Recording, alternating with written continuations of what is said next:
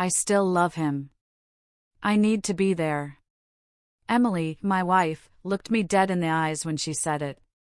The words hit me like a physical punch, utterly obliterating the 3 years of marriage, the 5 years we'd spent together, every shared laugh and whispered dream.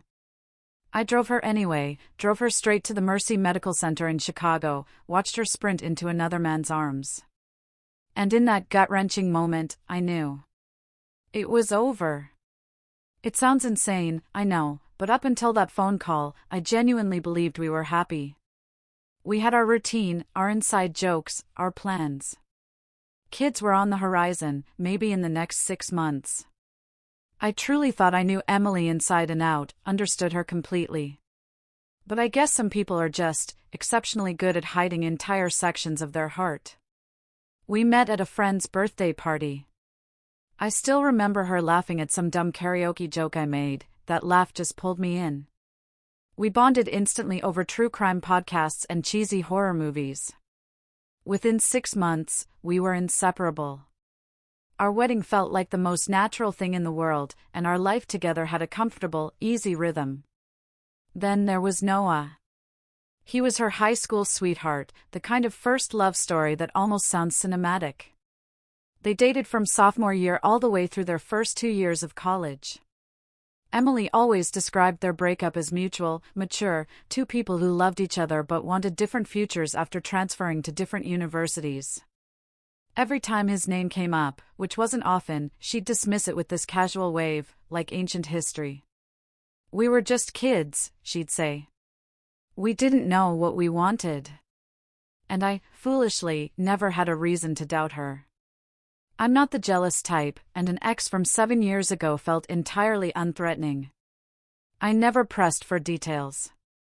I didn't think I needed to. Looking back now, of course, the moments that should have bothered me scream louder than any siren. A few months before that night, I'd notice a strange, distant look in her eyes whenever Noah's name was mentioned at gatherings. We shared some mutual friends from her hometown of Portland, Oregon. Her phone became this constant companion, always face down when I walked into a room. She started staying up later, scrolling through something she'd quickly close if I asked what she was reading. I chalked it up to stress from a new marketing project she'd just started. She did seem tired all the time. Then there was that one night, maybe 6 weeks before the Mercy Medical Center incident. We were watching a movie, and I reached for her hand. She was physically there, but mentally a million miles away. I asked if she was okay, and she snapped out of it with this forced smile. Yeah, sorry, she'd mumbled. Just thinking about the campaign. I let it go because I wanted to believe her. And then came that Friday evening, the one that changed everything.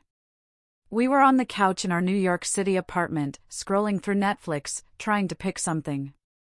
Her phone rang. It was a number she clearly recognized because her face went completely white. She grabbed it so fast she almost dropped it, and I watched her hands start to shake as she answered. I couldn't hear the other person, but I heard Emily's voice crack. Please tell me he's alive. Please. My stomach dropped before I even knew what was happening. She listened for maybe 20 seconds, then covered her mouth with her free hand, tears already streaming down her face. When she hung up, she could barely get the words out, but she managed. It's Noah. There was a serious car accident. They said, it's bad. I felt this bizarre mix of sympathy and profound confusion. Why was she this distraught over an ex from almost a decade ago? But then she hit me with the line I'll probably replay in my head for the rest of my life. She grabbed my arm hard enough to leave marks. I still love him. I need to be there. Drive me now. It wasn't a request, it was a demand. The way she said it, with zero hesitation, zero awareness of what those words would do to me, felt like someone had reached into my chest and ripped out something vital. I just stood there for a second, trying to process if I'd heard her correctly. She was already grabbing her purse and keys, as if my response didn't even matter. My brain was screaming at me to say no, to ask what the hell she meant, to do literally anything but agree. But my body went on autopilot. I heard myself say, okay, even though nothing about this was okay. The drive to Mercy Medical Center took maybe 20 minutes, but it felt like hours. She didn't say a single word to me, just stared out the window, crying silently. I gripped the steering wheel so hard my knuckles went white. I kept thinking, if I refused to drive her, I'd be the bad guy. The heartless husband who couldn't understand a crisis. But if I did drive her, then I was essentially accepting that her first instinct in a tragedy was to run to another man. There was no winning, and I knew it. But I kept driving. Some foolish part of me still wanted to be the good husband, even after she just admitted she loved someone else. When we pulled up to the emergency entrance, she didn't even wait for me to fully stop. She was out of the car and sprinting toward the automatic doors. I parked, walked in a few minutes later, following the signs to the ICU waiting area. And that's where I saw them. Emily was wrapped in Noah's family's arms, his mom stroking her hair as she sobbed into some other woman's shoulder. Then Noah's dad guided her toward a room. I watched from maybe 30 feet away as she went inside. Through the window, I could see her grab his hand, lean over his bed. And the way she looked at him, it told me everything I needed to know. She looked at him the way she used to look at me in our first year together, like he was her whole world. And I realized, with crushing clarity, that I wasn't her husband in that moment. I was just the driver who'd delivered her to the man she actually wanted. I didn't wait around to see how long she'd stay, or if she'd even remember I existed. I drove home in complete silence, no music, no podcasts, just the sound of my own breathing and the occasional passing car. When I got to our New York City apartment, I moved like I was in a dream. I pulled out the big suitcase from the closet, filled it with clothes, toiletries, my laptop, and the few things that really mattered to me. I left behind the stuff we'd bought together, the picture frames, the kitchen gadgets, the throw pillows she'd picked out. None of it felt like mine anymore. I grabbed my important documents, passport, birth certificate, anything I might need for whatever came next. Before I left, I sat down at the kitchen table and wrote a note on the back of an old grocery receipt. I couldn't find real paper, and honestly, I didn't want to spend another second searching. All I wrote was, "He can have you now." What else was there to say that she hadn't already made abundantly clear? I propped it against the coffee maker, where I knew she'd see it first thing in the morning. Then I grabbed my bags and walked out of that apartment without looking back. I drove to a hotel near my office in San Francisco, checked in under the harsh fluorescent lights of the lobby, and collapsed onto the stiff hotel bed with my phone still in my hand. That's when my phone started exploding. Crisis, they say, reveals character. It doesn't create it. And those feelings Emily expressed didn't just appear out of nowhere. They'd been there all along. The flipped phone, the distant looks, the late-night scrolling, they were all signs pointing to this truth. When someone shows you who they prioritize in their darkest moment, that's the information you need. By the time I woke up in that San Francisco hotel room the next morning, I had 47 missed calls and over 60 text messages. Emily's name dominated my notification screen. I scrolled through them, watching the tone shift from panic to confusion, then straight-up anger. The early ones, from around 2 in the morning, were frantic, asking where I was, if I was safe. But by 6, they'd turned accusatory, demanding to know how I could just leave without talking to her first. What struck me hardest? Not a single message asked how I was feeling, or acknowledged what she'd actually said to me. It was all about how I'd inconvenienced her by not being there when she got home. I didn't respond immediately. Honestly, I didn't know what to say. Instead, I showered, got dressed, and sat on the edge of that hotel bed, staring at my phone for 20 solid minutes before I finally typed back that we needed space.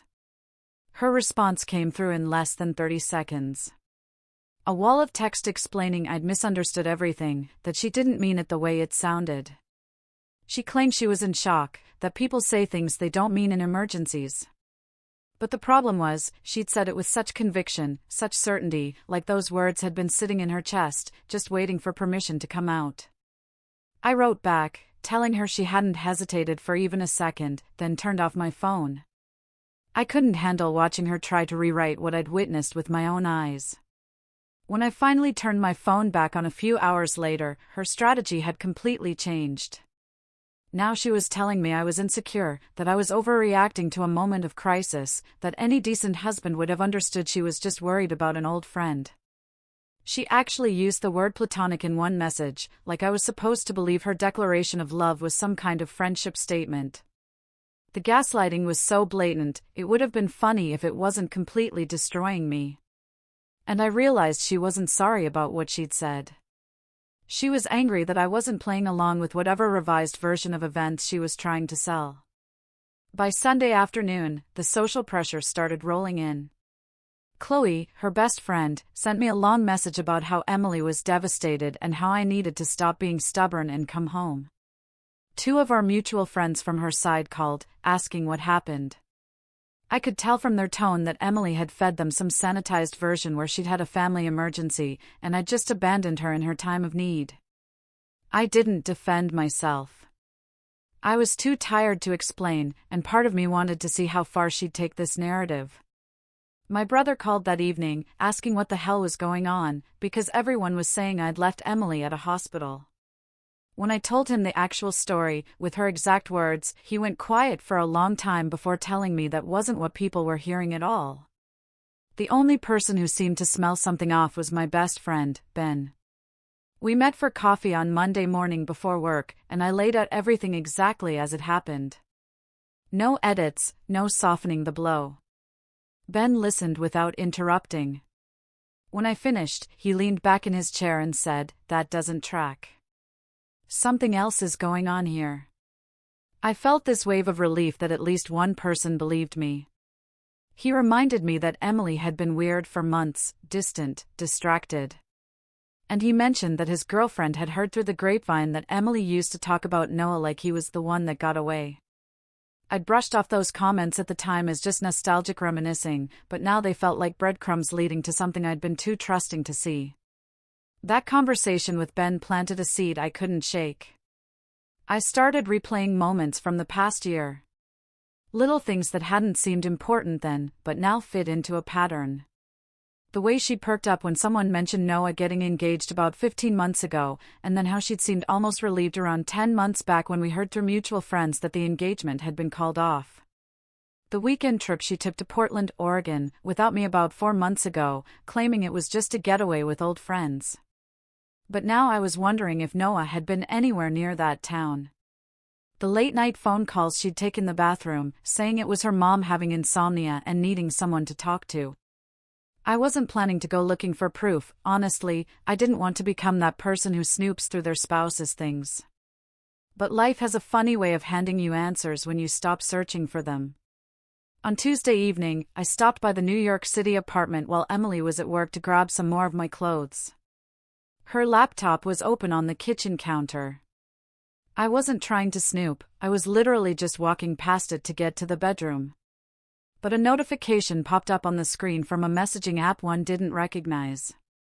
The preview was just visible enough for me to read a message about never stopping thinking about someone, and the sender's name was just a letter N. My hands were shaking as I moved the mouse to keep the screen from going dark.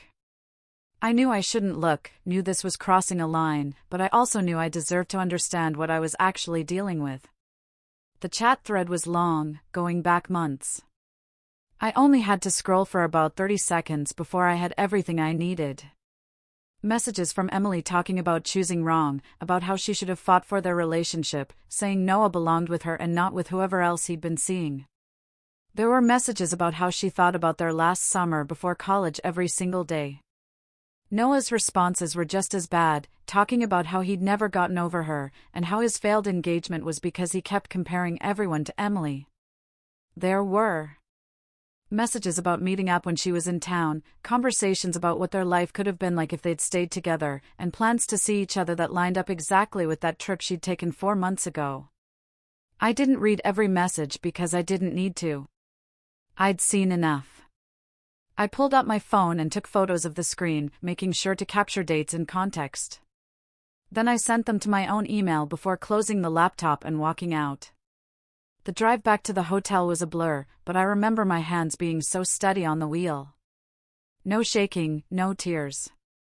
Just this cold clarity settling over me like ice water. The grief I'd been feeling for the past few days crystallized into something harder and cleaner, something that felt like acceptance. I wasn't losing my mind, wasn't overreacting, wasn't insecure. I was just finally seeing the truth that had been hiding in plain sight. When I got back to my hotel room, I sat down and stared at those screenshots for a long time. Part of me had hoped I'd find nothing, that I'd feel stupid for doubting her. But instead, I found validation that felt worse than any betrayal, because it meant months of my life had been a lie. She'd been emotionally cheating on me, probably longer than these messages even showed. And she'd been so good at hiding it that I'd never suspected a thing. The woman I'd married, the woman I'd trusted completely, had been living a double life where I was just the safe choice while she pined for someone else. That night, Ben came over with food and found me just sitting there with my laptop open to those photos. He read through them, and his face went hard in a way I'd never seen before. All he said was, "Lawyer, now. First thing tomorrow." And I nodded, because I knew he was right. I knew there was no coming back from this, even if some stupid, deeply ingrained part of me still wanted to try. I called a divorce attorney named Mr. Harrison, who Ben's cousin had used. I left a voicemail, explaining I needed a consultation as soon as possible. And then, finally, I let myself feel the full weight of what I'd lost. That's when Emily realized I wasn't coming back. This whole ordeal taught me why documentation matters more than confrontation when you're dealing with deception. Emily had controlled the narrative to her social circle because she spoke first, but evidence speaks louder than any story someone can spin. The pattern of gaslighting, where she tried to make me doubt my own perception of what happened, is textbook manipulative behavior. It only works when the victim has no proof to anchor their reality. Mr. Harrison's office had that smell of leather and old books you'd expect from a divorce attorney who'd been doing this for 20 years. We met on Wednesday morning, and I laid out everything: the Mercy Medical Center scene, the messages, the timeline of lies. He listened, taking notes on a yellow legal pad. He told me we'd file for legal separation first, then move to divorce, that we needed to protect my assets and document everything. From this point forward, all communication with Emily should go through him. I felt this weird sense of relief, knowing I had someone in my corner who wasn't emotionally involved. Someone who could see the situation for exactly what it was without trying to find excuses for her behavior. Emily must have sensed the shift because by Thursday, she showed up at my San Francisco office. My assistant tried to stop her, but Emily pushed past and walked right into the conference room where I was reviewing some reports. She looked terrible, like she hadn't slept in days, her eyes red and swollen from crying. She started begging me to just talk to her, saying I was ruining everything over a misunderstanding, that we could fix this if I'd just come home and listen. I stayed calm, kept my voice level, and told her she'd made her choice when she said those words, and that I wasn't interested in hearing revised versions of the truth. She tried to grab my hand, and I pulled away. I watched something shift in her face, from desperation to anger. She accused me of being cold and unforgiving, said I was throwing away our marriage over one moment of panic. I just looked at her and said, "You chose him. Own it." And watched her face crumble. Security escorted her out after that. I had to sit in my car for 20 minutes before I could drive, my hands wouldn't stop shaking. Part of me felt guilty for being so harsh, but the larger part knew that any softness I showed her would be interpreted as weakness, as an opening to manipulate me back into playing the role of the understanding husband. I'd been that person for too long already, and it had gotten me nowhere except sitting in a parking lot, trying not to have a breakdown. The truth started coming out on its own, without me having to do anything. A few weeks later, one of our mutual friends saw Emily having lunch with Noah at a cafe downtown. Apparently, they weren't exactly hiding their familiarity. By then, Noah had recovered enough from his injuries to be out and about, looking healthier than anyone expected given how serious the accident had been. Word spread fast through our social circle, and suddenly people were reassessing the narrative Emily had been selling them. My brother called to apologize for doubting me at first, and even Chloe sent me a message admitting she'd suspected Emily still had feelings for Noah but hadn't felt it was her place to say anything. Noah himself seemed completely unbothered by the chaos, posting photos on social media of himself back to normal life, with Emily visible in the background of more than one shot. The legal process moved forward, and we ended up in mediation about 6 weeks after I'd left. Emily brought her own lawyer, and the four of us sat in a conference room that felt too small for the amount of tension it was holding. Her attorney tried to paint me as the villain who'd abandoned his wife during a crisis, suggesting I owed her significant compensation for emotional distress. And that's when Mr. Harrison calmly pulled out printed copies of the messages I'd photographed. He slid them across the table, and I watched Emily's face go pale as her lawyer read through them. Mr. Harrison stated clearly that these messages proved months of emotional infidelity and deception, that trauma didn't type paragraphs about choosing the wrong person. The room went completely silent. Emily tried to speak, tried to explain that the messages were taken out of context, or that they didn't mean what they looked like. But even her own lawyer looked uncomfortable with the evidence sitting right there in black and white. The mediation ended with a fair split of assets and a timeline for divorce that was much shorter than I'd expected. Mostly because Emily's legal position had completely collapsed once the proof was on the table. I signed the papers feeling nothing, just this hollow sense of finality, like closing a book I'd already stopped reading chapters ago. The months after that were about rebuilding. I found a decent apartment closer to downtown San Francisco, started going to therapy every other week to work through the betrayal and the gaslighting, and slowly began to feel like myself again. I picked up running in the mornings, which I'd given up when Emily said she didn't like me being gone so early. Started cooking meals I actually enjoyed instead of always compromising on her preferences, and reconnected with friends I'd drifted away from during the marriage. My apartment was quiet in a way that felt peaceful rather than lonely, and I adopted a dog from the shelter, a 3-year-old mutt named Rocket who seemed just as ready for a fresh start as I was. I heard through the grapevine that Emily and Noah tried to make a real go of it after everything settled, that they were officially together and telling people they'd rekindled their connection after all these years. I didn't care enough to feel angry about it anymore. It was like hearing news about strangers who vaguely resembled people I used to know. Ben mentioned seeing them at a restaurant, said they looked tense, that the fantasy they'd built up in secret messages probably wasn't surviving the reality of an actual relationship. But I didn't want details, because they weren't my problem anymore. About 4 months after the divorce was finalized, I got a text from a number I didn't recognize. The message identified itself immediately. It was Emily, writing from a new phone, saying that things with Noah weren't what she'd thought they'd be, and asking if we could talk. She said she'd made a mistake, and that she understood now what she'd thrown away, that the connection she thought she had with Noah was based on nostalgia rather than reality.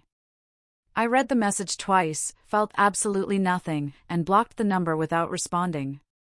There was nothing to say to her that would change anything, no conversation that would undo months of lies and manipulation.